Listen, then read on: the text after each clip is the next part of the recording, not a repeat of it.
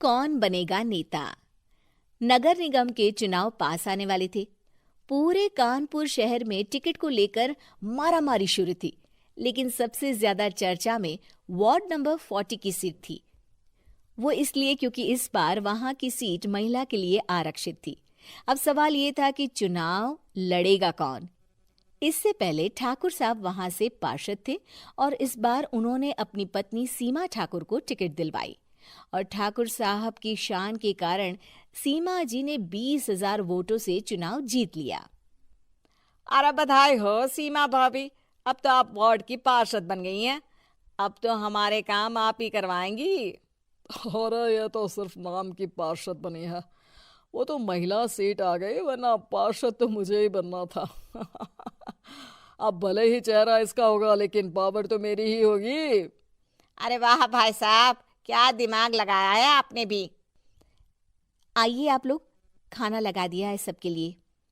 सीमा जी पार्षद बन चुकी थीं, फिर भी उनकी एक ना चलती। सारे काम ठाकुर साहब खुद ही संभाल लेते और जहां जरूरत पड़ती वहां सीमा जी का अंगूठा लगवा लेते। सीमा जी ज्यादा पढ़ी लिखी भी नहीं थी। एक दिन ठाकुर साहब और सीमा एक प्रोग्राम में जाते हैं। अरे ठाकुर साहब, आप आ गए।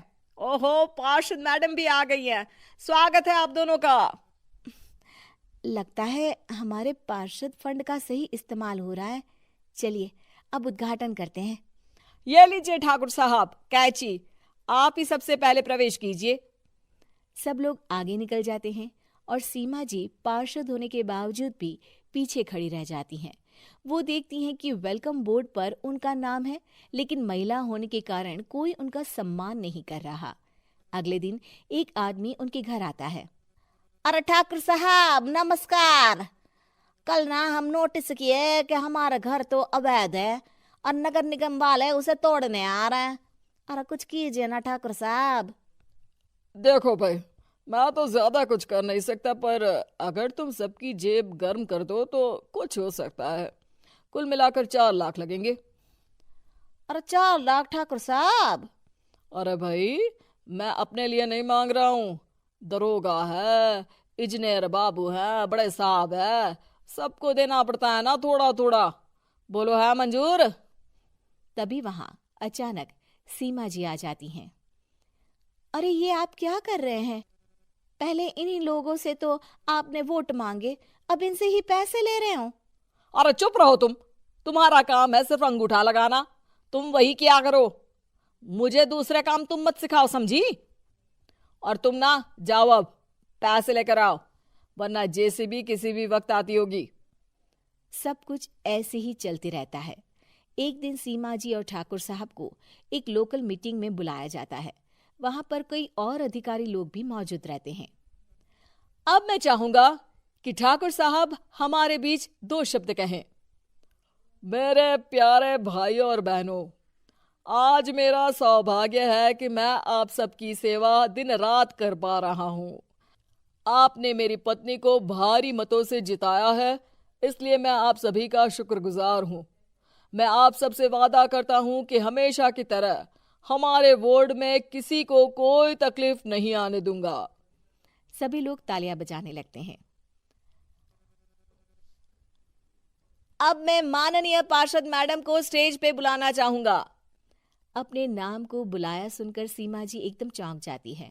उन्हें बिल्कुल उम्मीद नहीं थी कि इतनी बड़ी जगह उन्हें मंच पर बुलाया जाएगा। जैसे तैसे वो मंच पर चढ़ती हैं। ऊपर जाते ही सीमा जी को सारी पुरानी बातें याद आ जाती हैं कि किस तरह उनके पति उन्हें कभी भी आगे बढ़ने नहीं देते और उनके नाम से गलत काम करते हैं। वो बोलने लगती हैं। मैं आपके वार्ड की पार्षद सीमा हूँ। आप में से बहुत कम लोग ही मुझे जानते होंगे, क्योंकि इससे पहले मुझे कभी ऐसा मौका ही नहीं मिला। सारे मौके मेरे पार्षद पति यानी आपके ठाकुर साहब ही लेते रहे, लेकिन आज ये मौका मुझे मिला है तो मैं इसे ऐसे ही नहीं जाने दूंगी। मैं आपको ये बताना चाहती हूँ कि आपके ठाकुर साहब मेरे नाम की आड़ में गैर कानूनी काम करते हैं, जिस पर अंगूठों के निशान मेरे होते थे।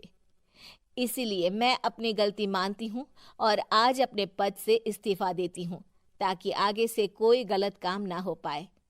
अब फैसला आप सबके हाथ में है कि आप हमें क्या सजा देना चाहते हैं।